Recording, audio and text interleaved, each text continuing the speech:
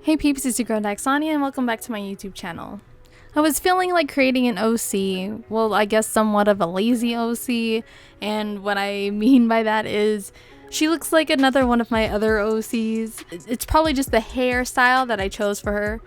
This character, just like the others, she is nameless, but I was listening to some movie scores at the time as they tend to help me create, and while sketching her I was in a place of just exhaustion, so it took much longer to finish this drawing entirely. And usually I would abandon my work in progresses, but I don't know, the music kept me going and it took me in this direction. Don't ask me what she is or about her background, personality, it's unknown at this point, but I did title this drawing Forest Enchantress, or I guess she's some kind of protector of the forest. That's all I have for you. I think I'll make a playlist of movie scores that I enjoy listening to if you guys are interested. It'll have movie scores, video game scores, epic music that you usually hear in film trailers is what usually gets me inspired as far as attempting to create a story with a character. So if you guys want that, I'll make that playlist here for y'all on YouTube. But this drawing really made me think about the small victories, which I want to talk about today. So for example, I really do enjoy drawing locks on my characters to the point it's a bit of a comfort zone now. But crazy thing is, it used to be nothing but work. And now I just have this grand old time drawing locks. It's fun for me now. And my technique in drawing them has changed, and it will probably continue to change, but who knows. But I remember when I saw other artists add locks to their characters and I was like, I want to start doing that. I want to start branching out in hairstyles for my characters. And I just didn't really know how to go about it until one of my classmates from college was like, oh, here, I'll show you. And, you know, she also loved drawing too, but she was definitely a big help. Shout out to the homegirl Jessica if you are watching this. And you know, it was before I got into digital art. It was just on papers, on my sketchbook. I used the pencil, all that jazz. So I no longer use that technique, but I of course developed other styles and techniques from other artists, my main inspo being Loish, who draws locks very well. Then I started to think about other stuff that I need to work on and how I will eventually love to draw those too. Hands, another example, right?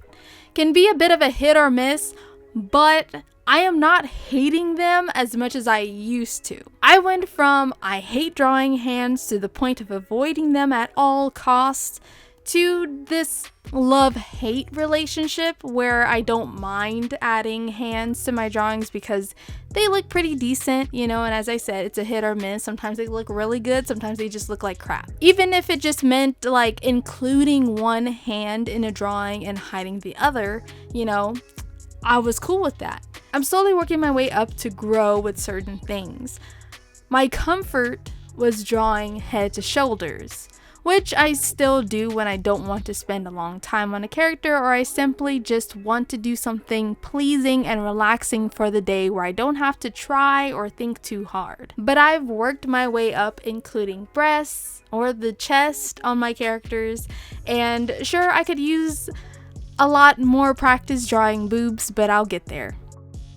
Then eventually, I worked my way up by including the stomach and the waistline, and now I'm reaching the thighs at this point, which may not seem like a big deal for some people, but for me, it's a big deal. I can pat myself on the back, give myself a round of applause, if you will. And I know eventually I'm going to work my way in drawing feet and shoes, which I think are going to be a bit of a bitch, but I'm kind of determined to get there, even though it's going to be a scary road, but I know I can do it. And, you know, whether I'm scared of reaching, of practicing that part of the body, that's okay. You can be scared, you know, you gotta practice at your own pace. And you know, sure, I haven't reached the full level of drawing a full body, right?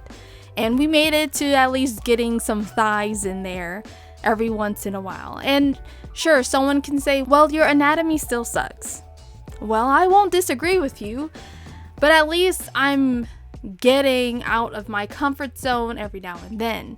I know my anatomy needs the work, and I'm going about my way to improve that. But I don't know, it just feels good to take those baby steps because I'm getting somewhere.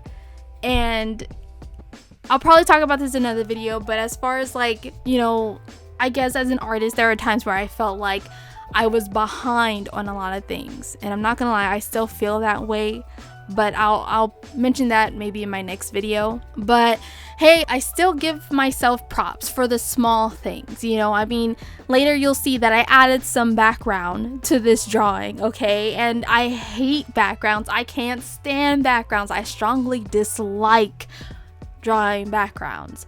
But every now and then I'll try to attempt to do so, only because I think it will kind of make that character stand out a little bit, and it does add on to like making me practice.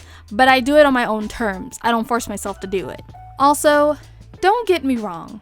I'm not saying that you have to love every aspect of your drawing. If you feel like you strongly dislike drawing backgrounds, it's not your cup of tea. If you hate drawing props, that's okay too. Are you stressing over hands? Hide those suckers in your character's pockets and try again another day. I'm just merely talking about the positives, no matter how small they may seem. You will get there and you will improve, but just because you have improved in something doesn't mean that you have to love it. That's not what I'm saying. It's just the fact that you took the initiative to even want to draw it in the first place.